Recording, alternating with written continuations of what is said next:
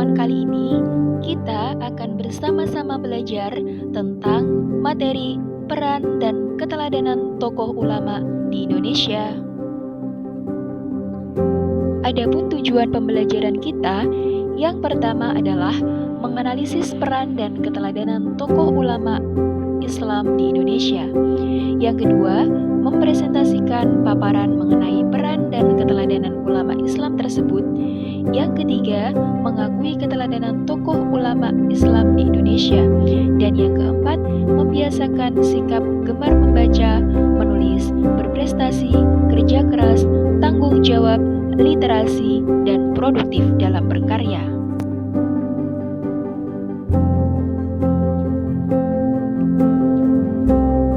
Ulama yang pertama adalah Hamzah Al-Fansuri. Asal-usul keluarga, Syekh Hamzah Al-Fansuri adalah seorang ulama tasawuf, cendekiawan, sastrawan, dan budayawan yang cukup terpandang. Ia diperkirakan hidup antara pertengahan abad ke-16 sampai ke-17. Ia berasal dari Fansur. Adapun pendidikannya adalah pendidikan dasar dilakukan di kota Fansur. Perjalanannya mencari ilmu berlanjut ke Baghdad, Madinah, dan Yerusalem. Setelah itu, ia kembali ke Aceh dan mengembangkan ajaran tasawuf. Pemikiran Hamzah Al-Fansuri diantaranya adalah paham wujudiyah. Ibnu Arabi banyak mempengaruhi ajaran tasawuf. Perintis dan pelopor perkembangan kebudayaan Islam lewat puisi-puisi filosofis dan mistis bercorak Islam. Pelopor penulisan risalah tasawuf yang sistematis dan bersifat ilmiah, dan orang pertama yang menuliskan karya-karyanya dalam bahasa Melayu. Adapun karyanya juga cukup banyak, diantaranya adalah Asror Al-Arifin, Rahasia Ahli Makrifat, dan lain sebagainya. Ulama yang kedua adalah Nuruddin Ar-Raniri. Asal-usul keluarga, lahir di Ranir, Gujarat, India. Ia bernama lengkap Nuruddin Muhammad bin Ali bin Hasanji bin Muhammad Hamid Ar-Raniri Al-Quraisy Asy-Syafi'i. Dari silsilah keturunannya diketahui berasal dari India, keturunan Arab, tetapi ia lebih dikenal sebagai seorang ulama dari Melayu atau Indonesia. Pendidikannya belajar agama di Ranir, kemudian melanjutkan ke Tarim, Hadramaut, dan ibadah haji ke Mekah dan Madinah, dan kembali lagi ke Aceh. Pemikiran ulama yang bersemangat dalam membela ajaran Islam. Ulama pertama yang membedakan penafsiran doktrin dan praktik sufi yang benar dan salah. Ulama yang pertama kali menulis buku panduan berisi kewajiban-kewajiban agama yang pokok. Ulama yang berperan mempergiat proses Islamisasi. Ulama yang ketiga adalah Syekh Abdurrauf bin Ali Al-Fansuri As-Singkili. Asal-usul keluarganya adalah Aminuddin Abdul Rauf bin Ali Al-Jawi Al-Fansuri As-Singkili, atau sering kali disebut Syekh Abdul Rauf Singkili. Ia lahir di Singkil, Aceh pada tahun 1024 Hijriah atau tahun 1615 Masehi. Adapun pendidikannya diantaranya adalah Syekh Abdul Rauf mendapat pendidikan agama dari ayahnya, Syekh Ali Fansuri. Lalu ia melanjutkan di Barus, kemudian menuju kawasan Timur Tengah dan kembali lagi ke Indonesia pada tahun 1662.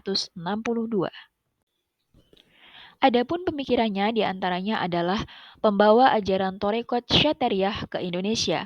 Menurut Syekh Abdul Rauf, cara paling efektif dalam menempuh jalan tasawuf adalah melalui ibadah. Menurutnya, tasawuf harus berjalan seiringan dengan syariat.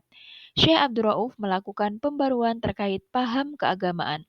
Adapun karyanya diantaranya adalah cermin bagi penuntut ilmu fikih untuk memudahkan mengenal segala hukum syara Allah.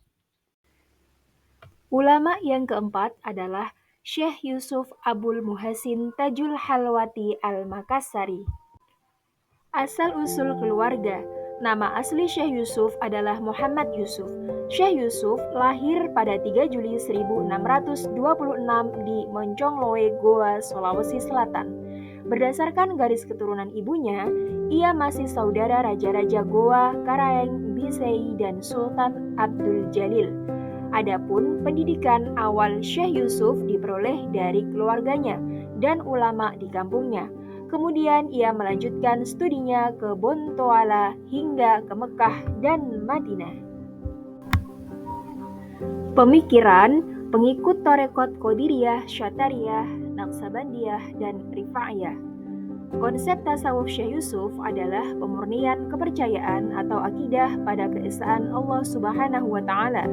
Pokok pembahasan torekotnya menyangkut segala upaya berlandaskan pada kualitas akidah dengan menekankan amal soleh dan zikir. Ulama yang kelima adalah Abdus Somad bin Abdullah Al-Jawi Al-Palimbani.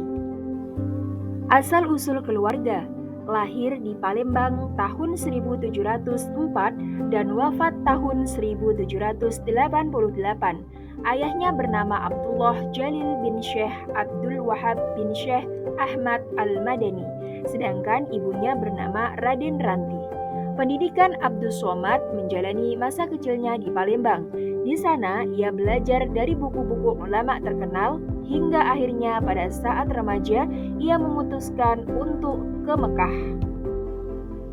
Pemikiran Abdus Somad memadukan ajaran alam tidak berwujud dan yang berwujud hanya Tuhan. Pokok-pokok ajaran tasawufnya meliputi taubat, takut, harap, zuhud, syabar, syukur, ikhlas, tawakal, mahabbah, ridho, ma'rifat, fana, dan bako. Pelopor torekat Samaniyah di Indonesia dan penganut torekot Halwatiyah. Ulama yang keenam adalah Nawawi Al-Bantani. Asal-usul keluarga, nama aslinya adalah Nawawi bin Umar bin Arabi. Lahir tahun 1813 dari keluarga agamis di desa Tanara, Serang, Banten. Di kalangan keluarganya, Syekh Nawawi dikenal dengan nama Abu Abdul Mu'ti. Adapun pendidikannya adalah sejak kecil Syekh Nawawi telah mendapatkan pendidikan agama dari orang tuanya. Pelajaran yang diterimanya antara lain bahasa Arab, fikih, dan ilmu tafsir.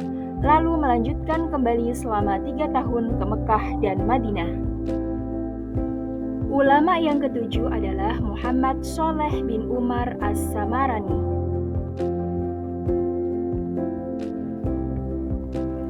Asal-usul keluarga, dikenal dengan nama Kiai Soleh Darat, lahir pada tahun 1820 Masehi atau 1235 Hijriah di Desa Kedung, Jumbleng, Mayong, Jepara.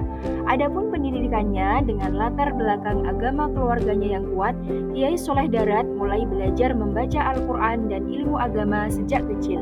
Ia belajar dari ayahnya sebelum menimba ilmu ke tempat yang jauh. Setelah besar, ia pergi ke berbagai tempat untuk belajar ilmu agama kepada ulama yang berbeda-beda. Keteladanan para tokoh ulama Islam di Indonesia. Yang pertama, kegigihan dalam menuntut ilmu. Kegigihan ulama tidak memandang jarak dan waktu yang sudah dilalui. Yang kedua, bersedia mengajarkan ilmu. Mengajarkan ilmu merupakan bentuk pengamalan setelah menuntut ilmu. Yang ketiga, menghormati guru. Cara menghormati guru dapat dilakukan dengan menuliskan nama gurunya, mengucapkan terima kasih dan mendoakan guru-gurunya dalam karya-karyanya. Yang keempat, menghasilkan karya, mencerdaskan umat dan tersambungnya ilmu dapat juga dilakukan dengan menghasilkan karya.